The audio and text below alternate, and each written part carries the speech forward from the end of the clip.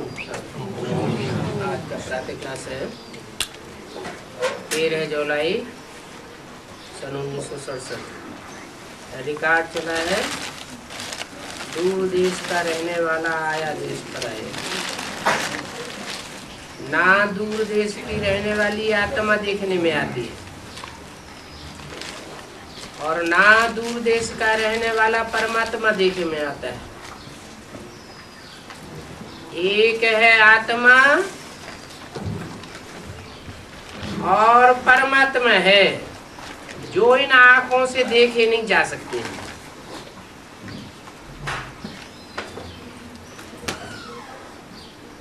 और सब चीजें देखने में आती हैं।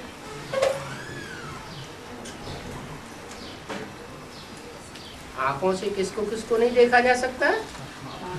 आत्मा को और परमात्मा को। ये मनुष्य समझते हैं कि आत्मा अलग है, शरीर अलग है। आत्मा दूर देश से आकर के शरीर में प्रवेश करती है। तुम हर एक बात को अच्छी रीत समझ रहे हो। हम आत्मा कैसे दूर देश से आती है, आत्मा भी देखने में नहीं आती है। पढ़ाने वाला बाप परमात्मा भी देखने में नहीं आता है। ऐसे तो कब कोई सत्संग में या शास्त्रों में सुना ही नहीं है, न कब सुना न देखा। अभी तुम जानते हो कि हम आत्मा देखने में नहीं आती है और आत्मा को ही पढ़ना है। आत्मा ही सब कुछ करती है, ये नई बातें हैं।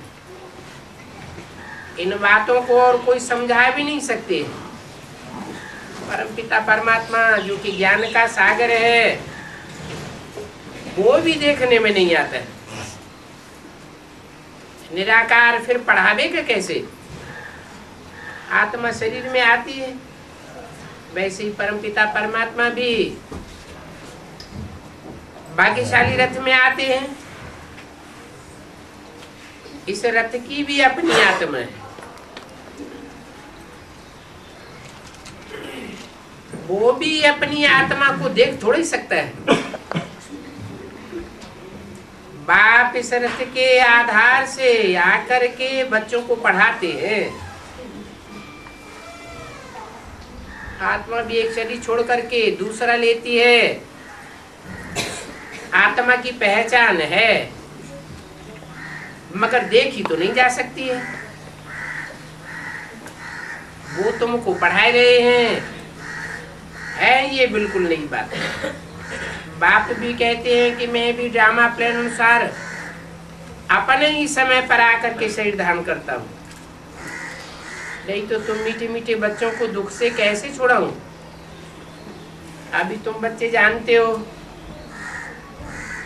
कि तुम जाग गए हो। दुनिया में तो सभी सोए पड़े हैं।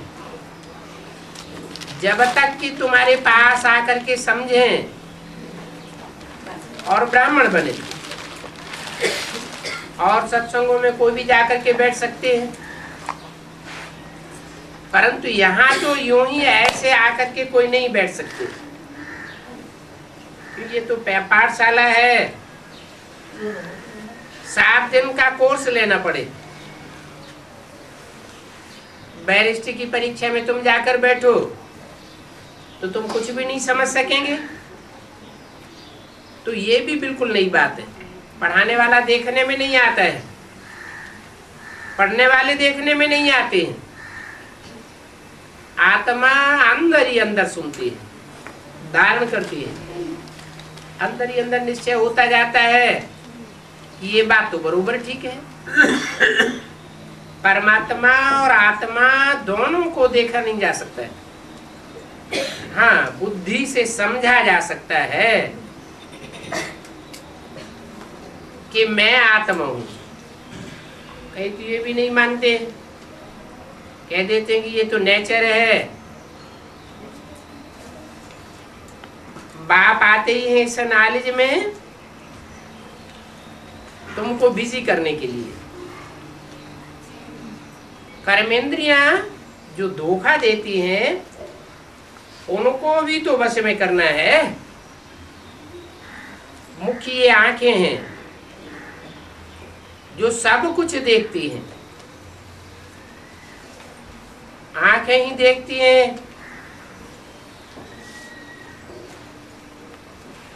कि ये मेरा है, ये हमारा बच्चा है, नहीं तो समझेंगे कैसे। कई तो फिर जन्म से ही अंधे हो जाते हैं तो समझाते हैं कि ये तुम्हारा भाई है, जो देख नहीं सकते हैं, बुद्धि से समझते हैं। वास्तव में जो अंधे सूरदास हो वो इस ज्ञान को अच्छी रीत उठा सकते हैं, क्योंकि उनके पास तो धोखा देने वाली क्या आंखें हैं ही नहीं, बल वो और कुछ काम कर नहीं सकेंगे, स्त्री को भी नहीं देख सकेंगे। दूसरे को देखेंगे तो उनकी बुद्धि जाएगी कि इनको छुए, मगर आंखें तो है नहीं, तो देखेंगे कैसे। तो बाबा कितना समझाते हैं कि इन कर्मेंद्रियों को पक्का करना है। स्त्री को देखते हैं कि दिल हो जाती है कि इनको हाथ लगावें, इनको छूबे, ऐसे करें, परंतु ये सब तो नहीं होना चाहिए। ये काम महाशत्रु है। कोई कोई तो ऐसी है जो बिल्कुल ही हाथ नहीं लगाने देती है। उसे क्रिमिनल अर्थात बुरी दृष्टि से बहन को नहीं देखना है। बल भाई अपनी बहन को बाकी पहनते हैं, परंतु वो तो बहन के ख्याल से ना, तुम भी तो बहन भाई हो ना। बुरी दृष्टि का ख्याल नहीं रहना चाहिए। बल आजकल तो कलयुग है, भाई बहन भी बुरी नजर हो जाती है। वो भाई बहन भी आपस में खराब हो जाते हैं, परंतु लामुआफिक भाई बहनों की बुरी ख्यालात हो नहीं सकती। हम तो बाप के बच्चे हैं, बाप डायरेक्शन देते हैं कि तुम ब्रह्मा कुमार कुमारी हो, तो तुम्हारे अंदर ये बुद्धि में ज्ञान हो जाता है, बुद्धि में बैठ जाता है कि हम भाई बहन हैं, हम आत्मा भगवान के बच्चे हैं, आत्मा निराकारी है। फिर शरीर में प्रजापिता ब्रह्मा द्वारा हम भाई बहन बन जाते हैं। तो हम आत्माएं सबसे अलग है। 13 जुलाई 67 की वाणी का दूसरा पेज। इन कर्मेंद्रियों से कर्म मैं आत्मा करती हूँ, परंतु मैं आत्मा कर्मेंद्रिय थोड़ी ही हूँ। मैं तो इन कर्मेंद्रियों से न्यारी आत्मा हूँ। ये कर्मेंद्रियों वाला शरीर लेकर के पार्ट बजाती हूँ। जो पार्ट बजाती हूँ वो पार्ट भी अलौकिक है, और कोई मनुष्य मात्र ये पार्ट नहीं बजाते हैं। तुम जानते हो, बार बार अपन को आत्मा समझ बाप को याद करना है। फिर ये भी जानते हो कि वही बाबा हमारा टीचर भी है, गुरु भी है। वो साकारी बाप टीचर गुरु होते हैं, वहां तो अलग अलग होते हैं। ये निराकारी तो एक ही बाप भी है, टीचर भी है, सतगुरु भी है। यहाँ बच्चों को अभी नई शिक्षा मिल रही है।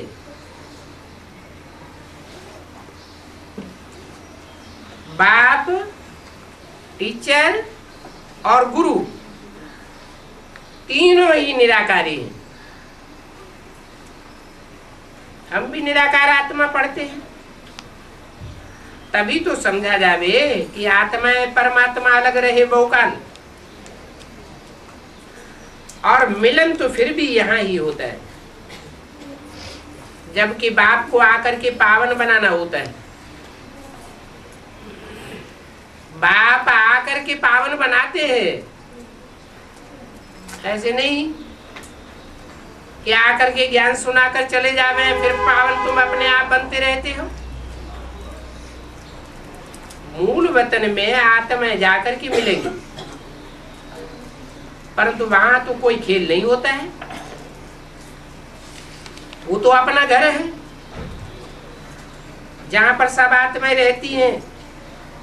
अंत में तो सभी आत्माएं वहां पर चली जाएगी। आत्माएं जो पार्ट बजाती आती हैं वो बीच में वापस जा नहीं सकती, अंत तक उनको पार्ट बजाना है। चाहे कोई भी धर्म की आत्माएं हो, आदि सनातन धर्म की आत्माएं जो आदि में आती है वो अंत तक पार्ट बजाती, बीच में भी आती हैं, अंत तक आती रहेंगी।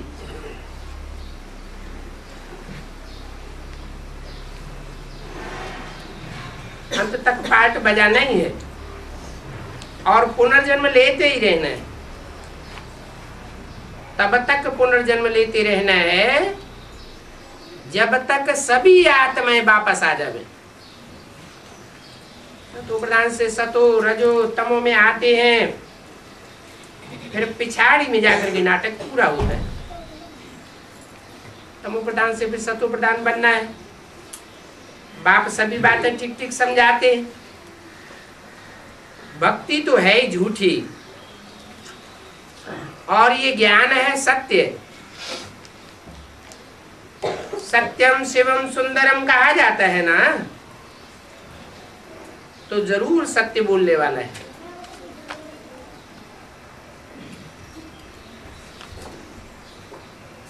किसके लिए बोला गया? सत्यम शिवम सुंदरम। वो बेसिक नॉलेज में किसे समझेंगे? है बिंदु, उसको बिंदु को समझेंगे। लेकिन यहां बोला सत्य बोलने वाले को सत्यम कहा जाता है। बोलता है तो बिंदी बोलेगी क्या? बिंदी तो नहीं बोल सकती। शिवम कहा जाता है कल्याणकारी, तो बिंदी कैसे कल्याण करेगी? बिंदी ना तो कल्याण करेगी ना अकल्याण करेगी। कब कल्याण करेगी? जब कोई साकार शरीर में प्रवेश करे। और सुंदरम, सुंदरम का भी पता कैसे चलेगा? पुरुषोत्तम बनने के लिए तो यही एक सत्संग है, जहां आत्मा पुरुषों में उत्तम बनती है। बाप जब आवे तब उनके ज्ञान को सत्संग कहा जाता है। अगर परम धाम में बैठा रहे तो उसे कोई सत्संग नहीं कहेंगे। बाकी तो सभी कुसंग है। गाया भी जाता है संग तारे कुसंग बोरे, डूबते ही रहते हैं। बाप आते हैं तो सारी सृष्टि का उत्थान करते हैं। कुसंग है रावण का। बाप कहते हैं कि मैं तुमको तार करके जाता हूं, मैं तुम्हारा तारक हूं। फिर डुबोने वाला कौन है? तमो प्रधान तुम कैसे बन जाते हो? वो भी बताना पड़ता है। सामने दुश्मन तुम्हारी माया है,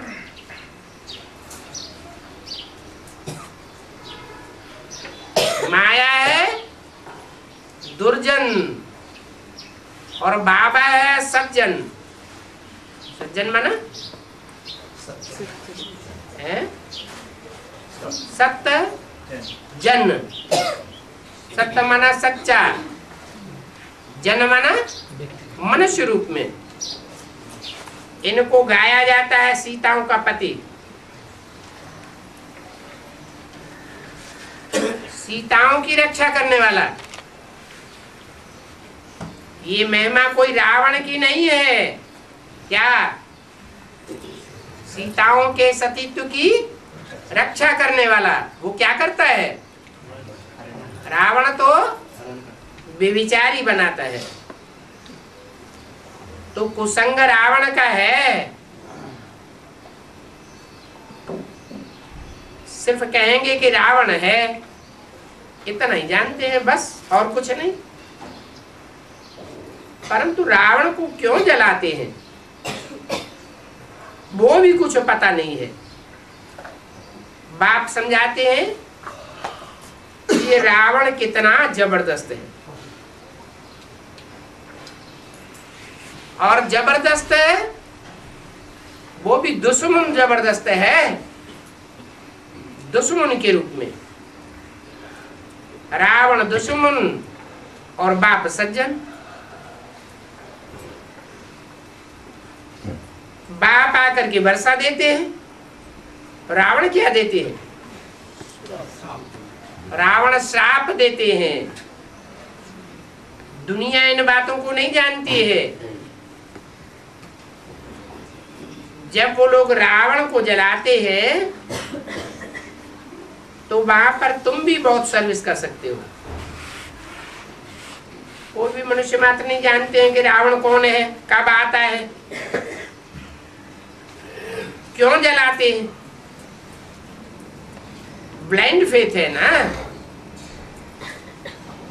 जलाते हैं तो जानना चाहिए ना किसको जलाया जाता है। दुश्मन को जलाया जाता है पुतला बनाकर। कब आता है? जब द्वैतवादी युग आता है तो रावण ही निमित्त बनता है। और ये रावण कौन है? अनेक मतें फैलाने वाला, अनेक सिर वाला रावण है। तुम बच्चों को तो ब्लाइंड फेथ नहीं है, तो तुम बच्चों को समझाने के लिए अथॉरिटी है। जैसे वो शास्त्रों की अथॉरिटी सुनाते हैं ना, फिर सुनाने वाले, सुनने वाले भी बहुत मस्त होकर के सुनते हैं। सुनने के बाद उनको से भी देते हैं। कहते हैं संस्कृत सिखाओ, गीता सिखाओ,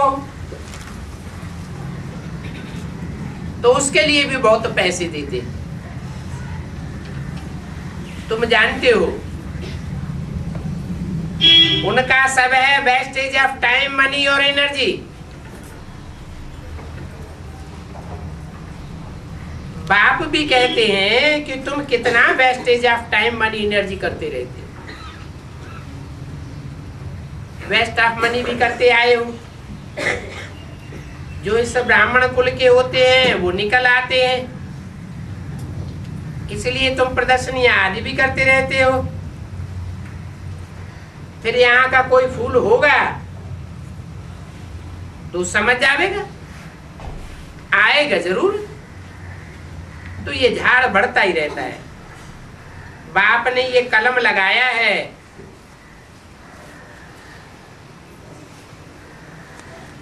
एक से ही बढ़ता रहता है।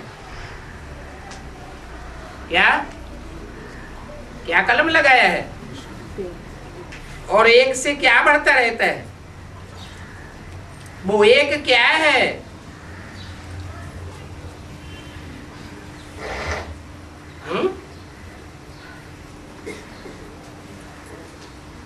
सारी दुनिया झूठों की है,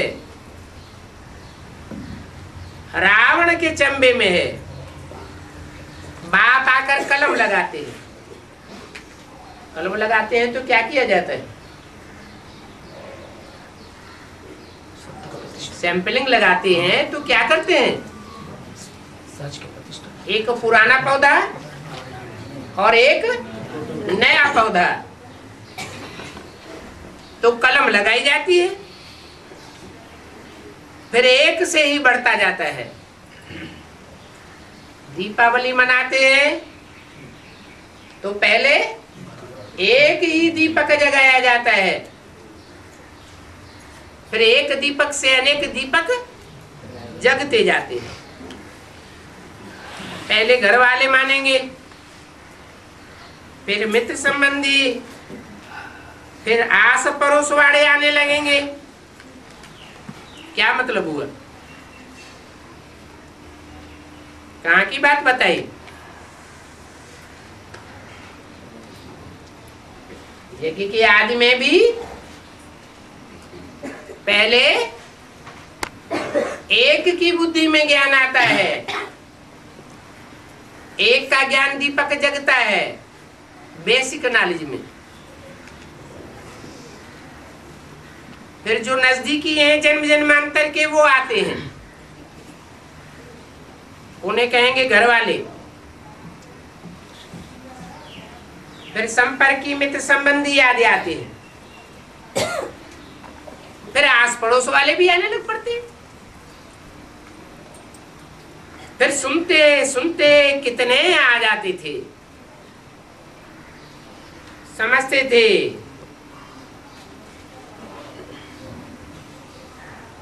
कि यहां भी अब सतयुग आने वाला है। परंतु इसमें पवित्रता की मुसीबत थी। उस पवित्रता के कारण ही सारा हंगामा हो गया। और वो हंगामा अभी तक भी होता रहता है। इसीलिए ही गालियां देते रहते हैं। कहते हैं ना, भगाते थे, पटरानी बनाते थे। अब पटरानी तो स्वर्ग में बनेगी ना, जरूर फिर यहाँ पर ही पवित्र बनाया होगा। तुम सबको सुनाते हो महारानी महाराजा बनने के लिए ये नॉलेज है, नर से नारायण बनने की ये सच्ची सच्ची कथा है। और ये सच्ची कथा तुम सच्चे भगवान से सुनते हो। इन लक्ष्मी नारायण को कोई भगवान भगवती नहीं कह सकते। किन लक्ष्मी नारायण को हैं? इन लक्ष्मी नारायण को कोई भगवान भगवती नहीं कह सकते, परंतु पुजारी लोग कह देते हैं। जब इन्हें लक्ष्मी नारायण कहा तो सुनने वालों की बुद्धि में उस समय क्या आया कि ब्रह्मा सरस्वती जो सतयुग में लक्ष्मी नारायण बनेंगे, उनको कोई भगवान भगवती नहीं कह सकते हैं, परंतु बताया पुजारी लोग कह देते हैं। किसको? भगवान भगवती को, लक्ष्मी नारायण को भगवान भगवती कह देते हैं। तो है कहाँ की बात? ये संगम युग की बात है। संगम युगी लक्ष्मी नारायण की बात। संगम युगी लक्ष्मी नारायण भगवान भगवती थे। भगवान आवेंगे तो क्या बनावेंगे? भगवान भगवती ही बनावेंगे। यूरोपियंस भी गॉड गॉडेस कहते हैं, कृष्ण को भी लॉर्ड कृष्ण कहते हैं। यूरोपियन लोग कृष्ण को गॉड फादर नहीं कहते। क्या कहते? लॉर्ड कृष्ण। क्यों?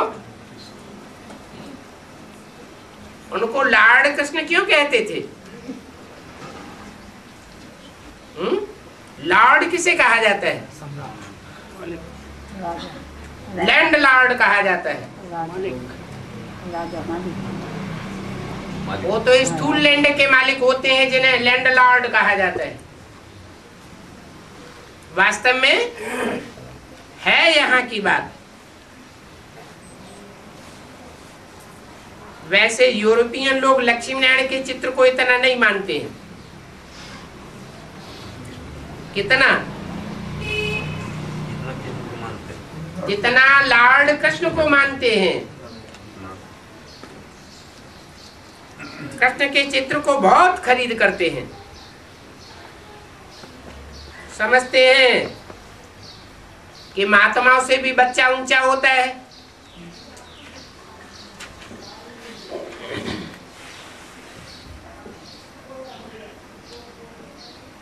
13 जुलाई 1967 की वाणी का 3रा पेज।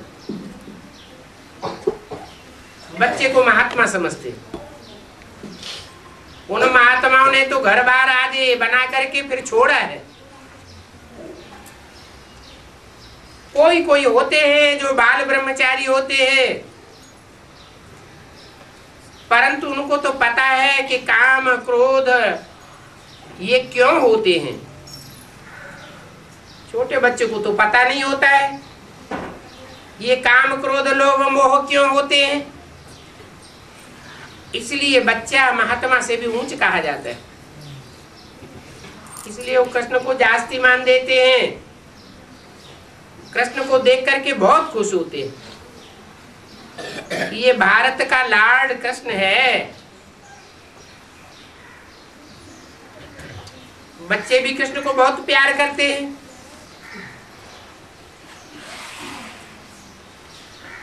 कन्याएं भी प्यार करती हैं। इन जैसा पति हमको मिले। माताएं कहती हैं इन जैसा बच्चा मिले। कृष्ण में कशिश बहुत होती है। क्यों? कृष्ण में कशिश क्यों होती है? लक्ष्मी नारायण में कशिश नहीं होती क्या है? कारण क्या है? बच्चे कृष्ण में कशिश बहुत होती है। बाप कहते हैं सतो प्रधान है ना। क्यों? लक्ष्मी नारायण सतो प्रधान नहीं होते हैं? भारत में लक्ष्मी नारायण को याद करते हैं।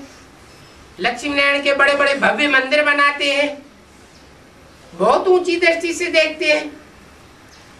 और यूरोपियन लक्ष्मी नारायण को उतना मान्यता नहीं देते। किसको मान्यता देते हैं? लॉर्ड कृष्ण को ज्यादा मान्यता देते हैं। कारण क्या है?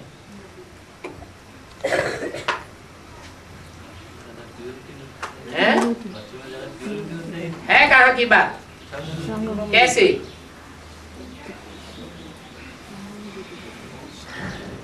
कृष्ण तो पावन बनाने का पार्ट है। पांचों का ऐसे जन्म होता है। पांचों का ऐसे जन्म होता है। हाँ, लक्ष्मी नारायण जो है उनकी कंचन काया हो जाती है, संपन्न बन जाते हैं। कृष्ण को समझते हैं, पहचानते हैं। लक्ष्मी नारायण तक पहुंच ही नहीं हो पाती। छोटे छोटे बच्चे भी कृष्ण को बहुत प्यार करते हैं। कशिश होती है ना।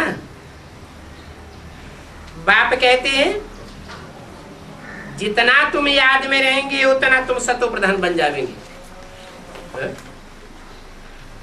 कृष्ण को याद में रहेंगे।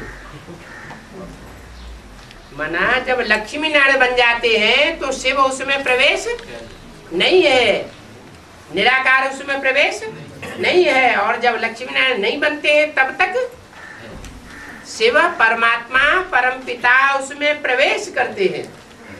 इसलिए उसमें कशिश होती है। सारी दुनिया को कशिश होती है। पहले पहले सतो प्रधान थे तो बहुत खुशी में थे। तुम सतो प्रधान बन जावेंगे तो तुमको भी बहुत खुशी होगी। क्या तमो प्रधान की निशानी? खुद भी दुखी होगा और दूसरों को भी दुखी करेगा। सतो प्रधान होती है तो खुशी होती है, कलाएं कम हो जाती हैं तो गिरते ही जाते हैं। तुम जितना जितना याद करते रहेंगे तो तुमको सुख बहुत फील होगा और फिर तुम ट्रांसफर भी होते जावेंगे। सतो प्रधान रजो सतो में आते ही जावेंगे। वो ताकत, वो खुशी, धारणा बढ़ती ही जाएगी।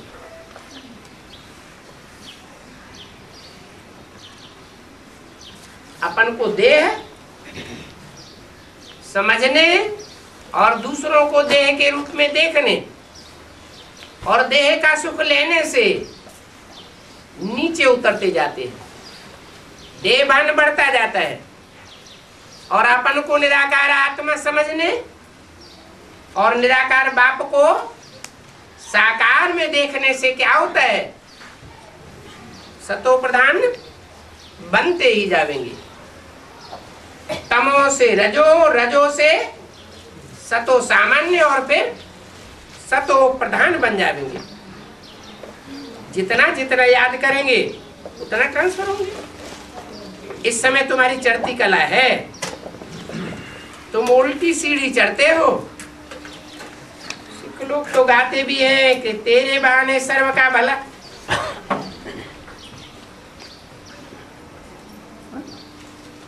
इसके बहाने है? तेरे बहाने सर्व का भला। तेरे किसको कहते हैं? तुम जानते हो कि अभी हमारी चढ़ती कला होती है, याद से चढ़ती कला होती है। जितना याद करेंगे उतनी उतनी तुम्हारी चढ़ती कला होती जाएगी। सतो प्रधान तो बनना है।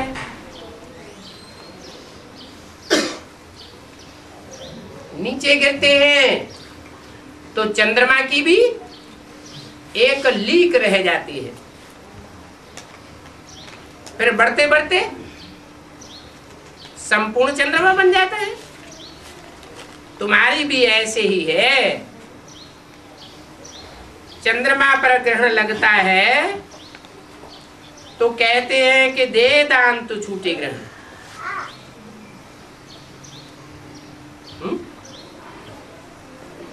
किसको दान दे? चंद्रमा को दान दे।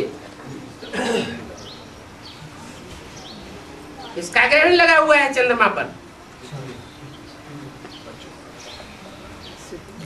रावण का ग्रहण लगा हुआ है राहु का। एक है रवि और एक है राहु। राहु कैसे चंद्रमा को ग्रहण करता है? दुनिया में जो चंद्र ग्रहण होता है तो सूर्य और चंद्रमा के बीच में क्या आ जाता है? धरणी आ जाती है। तो धरणी की परछाया चंद्रमा के ऊपर पड़ती है।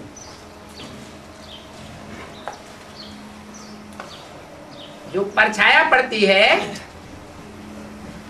तो चंद्रमा का वो हिस्सा दिखाई नहीं देता है।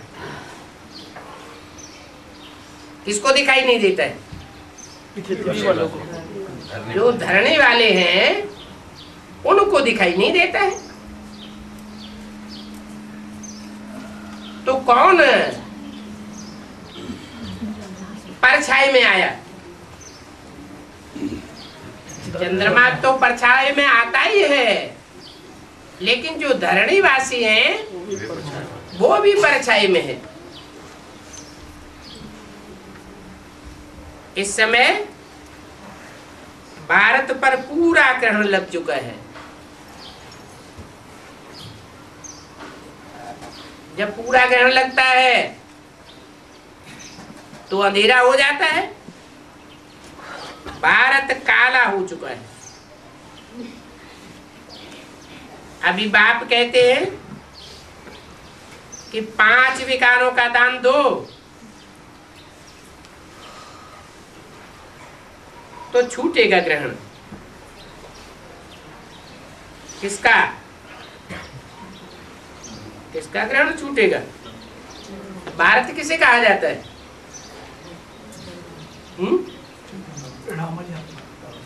राम वाली आत्मा को सिर्फ भारत कहा जाता, भारत माता नहीं कहा जाता। भारत माता भी कहा जाता है। ब्रह्मा सो क्या बनता है? ब्रह्मा ही तो सो विष्णु बनता है। वैष्णवी देवी बनती है तो भारत माता शिव शक्ति अवतार गाया हुआ है। भारत माता भी है तो जरूर भारत पिता भी है। तो भारत काला हो चुका है। भारत माता काली हो चुकी है ऐसे नहीं कहा। क्या कहा? भारत काला हो चुका है। तो बोला तेरे बहाने सर्व का भला। भारत काला हो चुका है तो अकेला भारत काला हो चुका है क्या? अकेले काला होना होता है क्या? भारत के साथ और कौन है?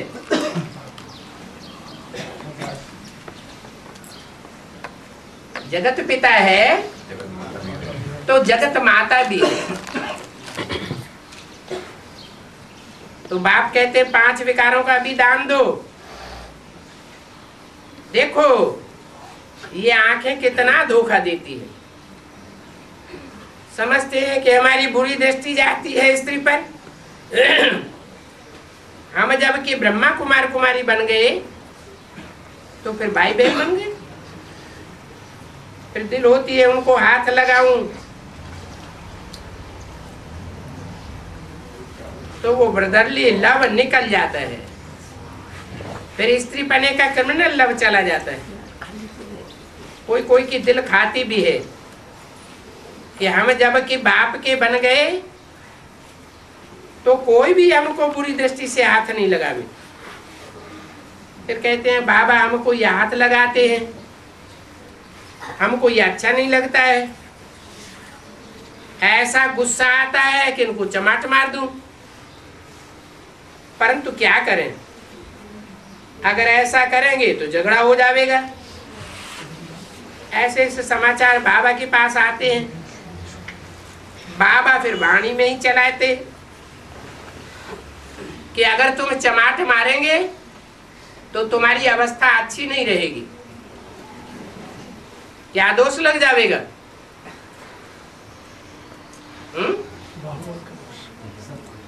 बाहुबल चलाने का दोष लग जाएगा। तुम्हारे ऊपर तो जिम्मेवारी है। किस बात की? नहीं, माताओं के ऊपर जिम्मेवारी है। क्या जिम्मेवारी है?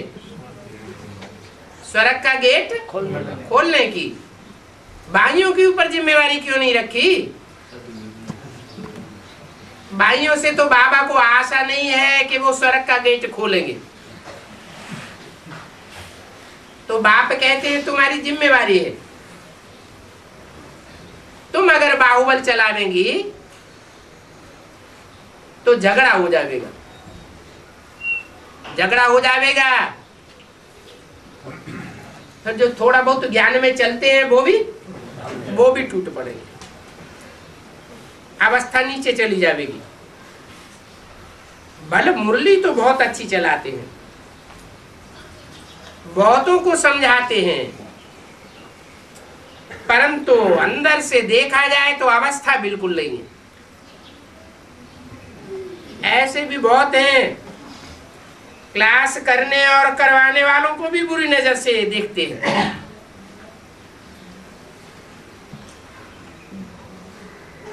कम से कम इतना तो सोचना चाहिए कि ये बाप की सीट पर बैठने वाले हैं। बहुत ऐसे भी हैं जो खराब भी हो पड़ते हैं। बाबा के पास समाचार तो सभी आते रहते हैं, ऐसे ऐसे भी समाचार आते हैं जो बाप बच्ची को खराब कर देते हैं। एक तो इस पर केस भी हुआ था, एक बाप ने बच्ची को खराब किया, तो बाप बोला कि ये तो मेरा ही पैदा किया हुआ फूल है ना, तो हमने ही इसको काम में लिया तो क्या हर्जा हो गया। देखो कितनी गंदी दुनिया हो गई है। बच्चे समझते हैं कि मंजिल बहुत ऊंची है, बाप की याद में सालोएंट होकर के रहना है। हम तो ब्रह्मा कुमार कुमारी हैं, हमारा तो रूहानी कनेक्शन है, हमारा कोई ब्लड कनेक्शन नहीं है।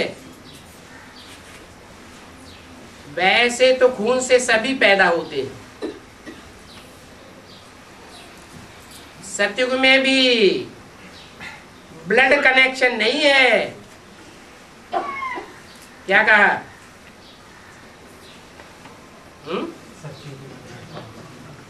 ब्लड कनेक्शन कहाँ से होता है? स्थूल ब्लड का कनेक्शन द्वापर युग से होता है। सतयुग में ब्लड कनेक्शन नहीं है, परंतु वो शरीर आत्मिक स्थिति के कारण योग बल से मिलता है। कहेंगे कि नग्न होने के बगैर बच्चे कैसा पैदा होंगे? बाप कहते हैं कि वो देवताएं तो होते ही है निर्विकारी, वो नग्न होते ही नहीं है। द्रौपदी ने कहा है कि नग्न होने से बचाओ, तो जरूर वहां पर भी तो बच्चे रहते होंगे ना। वहां सतयुग में भी अगर नग्न होंगे तो फिर वहां भी रावण राज्य हो जावे। फिर तो यहाँ में और वहां में कोई फर्क ही नहीं रह जाएगा। ये सारी समझने की बातें हैं। शरीर में विकृति पैदा होती है। कब पैदा होती है विकृति? जब 8 कला कम हो जाती है, 8 कलाएं सिर्फ रह जाती हैं। कब? द्वापर युग में। समझने की बातें हैं, बैलेंस बिगड़ जाता है। तो देखो बुरी दृष्टि मिट जाने में बहुत मेहनत लगती है। कॉलेज में लड़के लड़कियां अगर इकट्ठे पढ़ते हैं तो बहुतों की क्रिमिनलाई हो जाती है। बच्चों को समझाना है कि हम गॉड फादर के बच्चे हैं, तो सभी आपस में भाई बहन हो गए। फिर हम बुरी नजर क्यों रखते हैं? सब कहते भी हैं कि हम ईश्वर की संतान हैं, परंतु ऐसे ही बिना समझे कह देते हैं। कैसे ईश्वर की संतान बने, कब बने, वो कुछ भी नहीं जानते। अभी तुम जानते हो कि आत्माएं तो ही निर्विकारी संतान है। ईश्वर की संतान कितनी होती हैं? 500-700 करोड़। वो निर्विकारी संतानें हैं।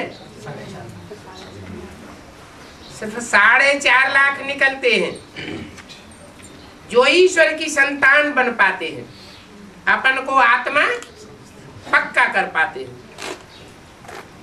बाप जरूर रचयिता है इसका रचयिता है। आत्मा रची जाती है क्या? आत्मा रची नहीं जाती है, लेकिन आत्मा समझा जाता है। पहले हम आत्मा अपन को समझते नहीं थे और अब अपन को आत्मा समझते हैं।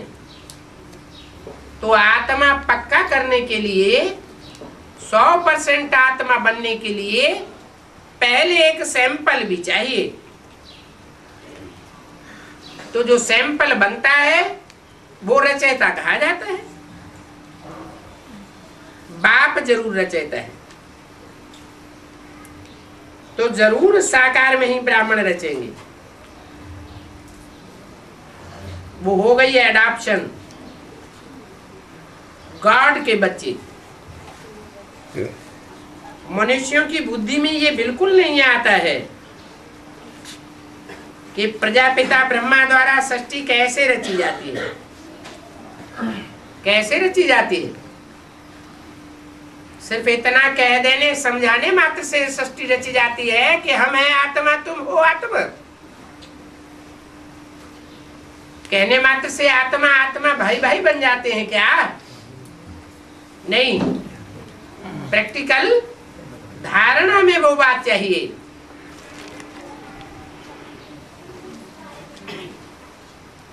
तुम प्रजापिता ब्रह्मा की संतान ब्रह्मा कुमार कुमारी हो। तुमने देखा है कि कैसे ये रचना रची है। तुमको एडॉप्ट किया जाता है। कौन करता है एडॉप्ट?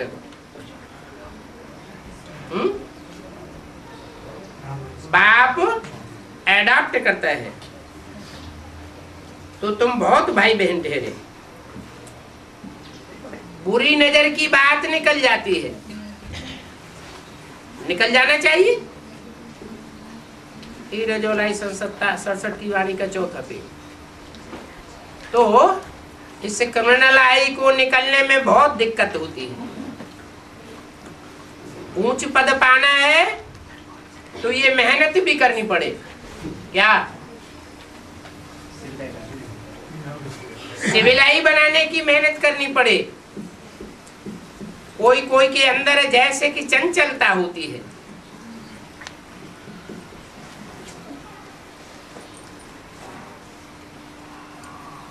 हाथ लगाने नहीं देते हैं तो फिर मारते हैं। कामेषु क्रोधेषु होते हैं ना। बाबा के पास तो सब प्रकार के समाचार आते हैं। लिखते हैं बाबा हमारी स्त्री तो जैसे कि सर्पणी है। वास्तव में ये सभी नाम इस समय के हैं। बाप कहते हैं कि अभी पवित्र बनो, तो बाप का भी नहीं मानते हैं। कोई कोई मानते हैं, कोई नहीं भी मानते हैं। मेहनत बड़ी भारी है। मेहनत के बिना ऊंच पद कैसे मिलेगा? तो बच्चों को बहुत खबरदारी रखना है इस बात की। आत्मा आत्मा भाई भाई बनने की। मान लो कोई सर्विस बहुत करते हैं, बहुत भाग दौड़ करते हैं, बहुत वाचा की सेवा करते हैं, परंतु जो मुख्य धारणा है उसमें फेल हो जाते हैं, तो ऊंच पद मिलेगा क्या? ऊंच पद की शूटिंग करेंगे क्या?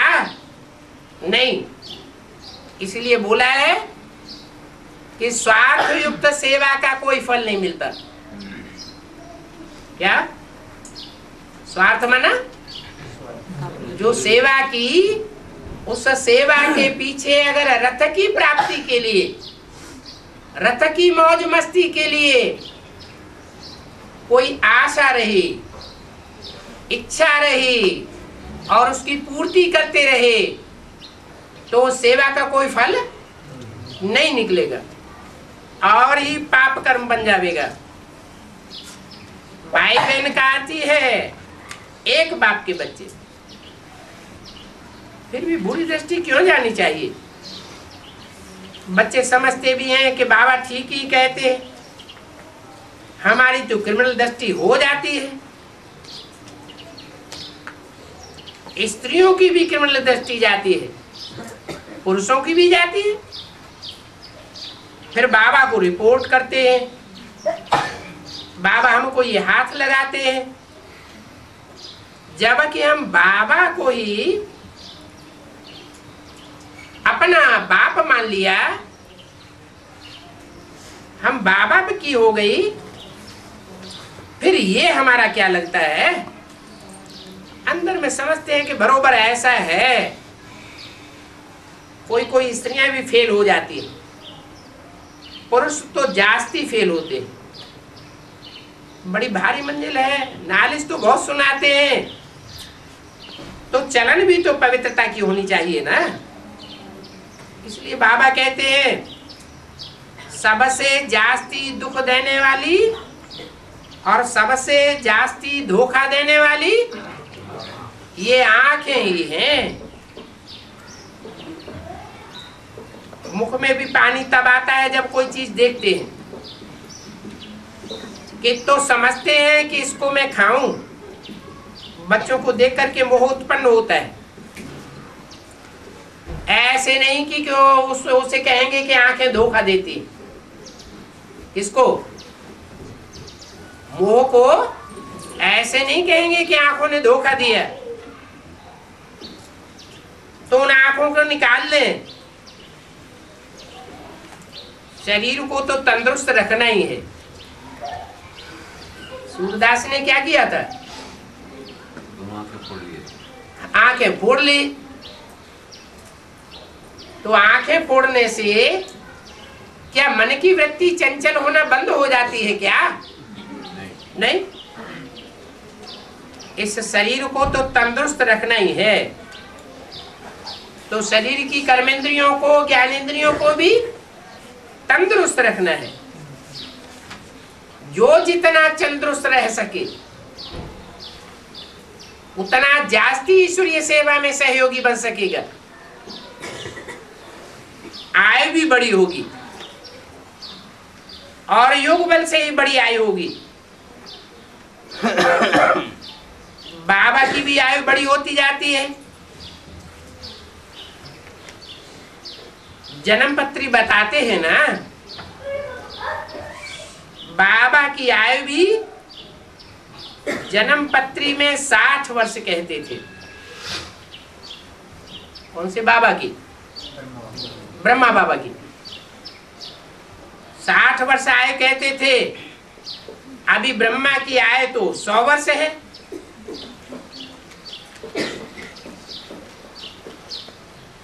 तो 60 वर्ष में कैसे खलास हो जाएगा?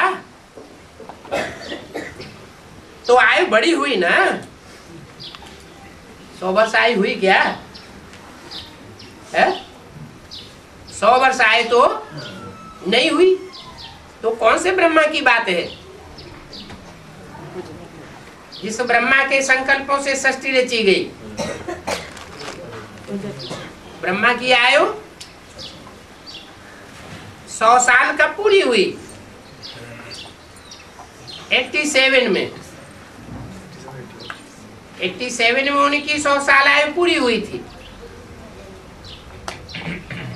और शरीर छोड़े कितना साल हो गया? 87 से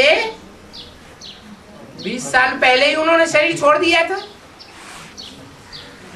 तो 100 साल तो पूरी आयु हुई नहीं। तो कहाँ का गायन है? किसका गायन है? प्रजापिता सन 36 में 60 साल का वानप्रस्थी अवस्था का था। उसमें शिव ने प्रवेश किया। तो 76 में आकर के 100 साल आयु शरीर से पूरी होती है।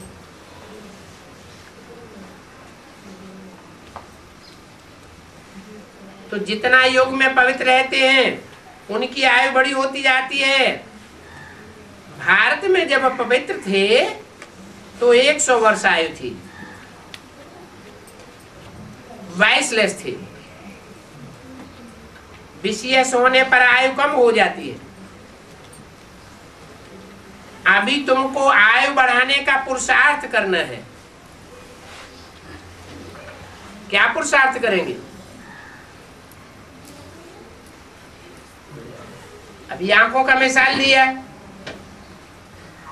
आंखें क्रिमिनल होती है तो आंखों को फोड़ने की बात नहीं है, आंखों को तो सालिम रखना ही है।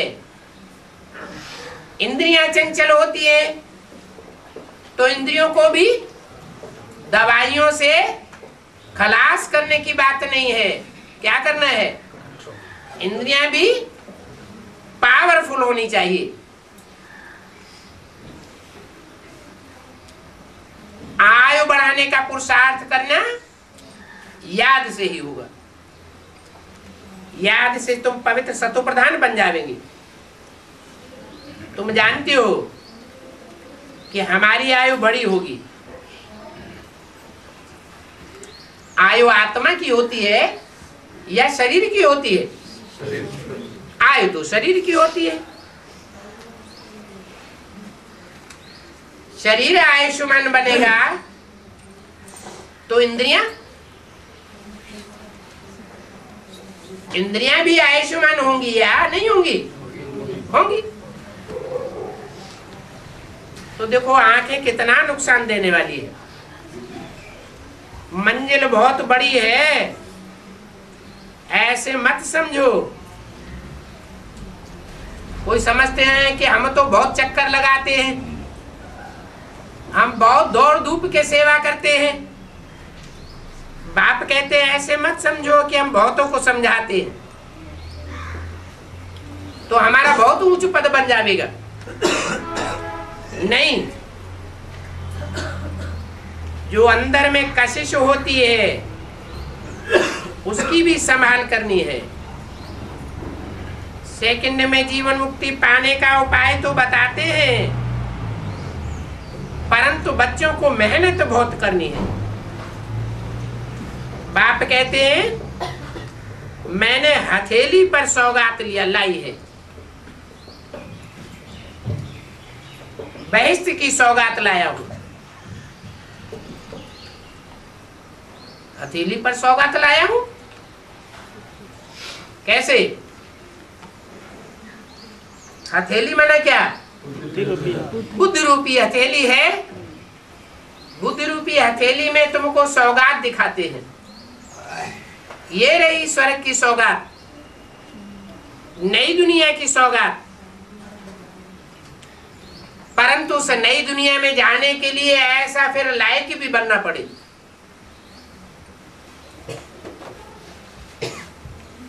लायक बनना पड़ेगा ना, तो सतो प्रधान बन करके दिखाओ। इसमें याद मुख्य है। वो योग तो अनेक प्रकार के होते हैं और याद तो एक ही प्रकार की होती है। भक्ति मार्ग में भी याद तो करते थे, यहां भी याद तो करते हैं। भक्ति मार्ग में अनेकों की याद करते थे, बिना जाने बिना पहचाने, और यहाँ जान करके पहचान करके समझ करके एक को याद करना है। अपन को आत्मा समझ बाप को ही तो याद करना है। अपन को भी बिंदी समझना है, बाप भी बिंदी है। नहीं तो क्या होता है, अपन को आत्मा तो समझ लेते हैं, फिर बाप को बिंदी रूप में याद नहीं कर पाते, देह में फंस जाते हैं। तो देह को देखा या मुर्दे को देखा? राम और कृष्ण की आत्माओं में फंस जाते हैं। राम और कृष्ण की आत्मा में जो फंस जाते हैं वो फिर पूरी प्राप्ति जीते जी नहीं कर पाते। छी आत्माएं तो वापस जा ही नहीं सकेंगी। अपन को देखना होता है कि हमारी आत्मा पवित्र है। देहदारी को देखने की आदि तो नहीं है, कहां पर चलायमानी तो नहीं होती है। बाबा युक्तियां तो बहुत बताते हैं, कृमलाई रहने पर ऊंच पद पाए नहीं सकते हैं, पुराने संबंध भी नहीं छोड़ने हैं, परंतु काम क्रोध उन पर जीत पानी है। क्या कहा? पुरानी संबंधियों को छोड़ने की बात नहीं है, क्या करना है? अपने काम क्रोध पर जीत पानी है। विश्व का मालिक बनना है तो मेहनत करनी पड़ेगी। अभी देखते रहो कि इन इंद्रियों पर विजय पाने का पुरुषार्थ हम करते रहते हैं या नहीं? बाप जानते हैं कि अभी बच्चों में तो बहुत काम चाहिए।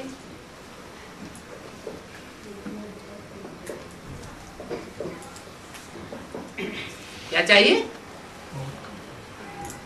बहुत काम चाहिए। माना बुद्धि काम में लगी रहेगी तो चलायमानी नहीं होगी, तूफान तो जरूर आते रहेंगे। कोई 100 वर्ष का बूढ़ा भी होगा तो भी उनको माया तूफानों में लाती रहेगी।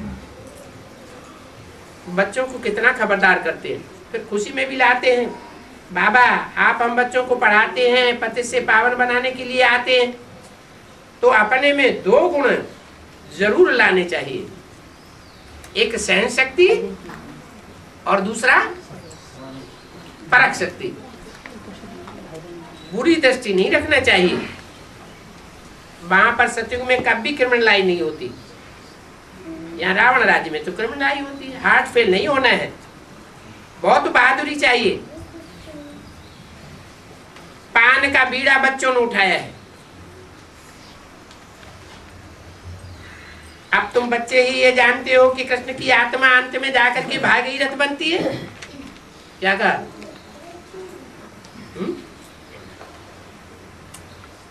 कृष्ण की आत्मा अंत में जाकर के भागीरथ बनती है। क्या मतलब हुआ? कब होता है अंत?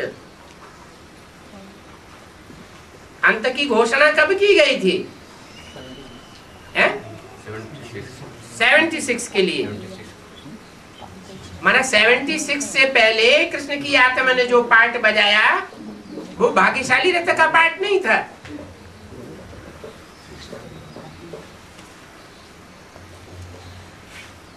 तो कृष्ण की आत्मा अंत में जाकर भागीरथ बनती है, जिसमें ही बाबा प्रवेश करते हैं। नाम तो वो नहीं हो सकेगा ना। कौन सा नाम? दादा लिख रहा है। शरीर बदलेगा तो नाम भी बदल जाएगा। नाम तो जरूर दूसरा ही होगा, वही नाम थोड़ा ही होगा। बाप कहते हैं मैं बहुत जन्मों के अंत में आकर के इनमें प्रवेश करता हूं।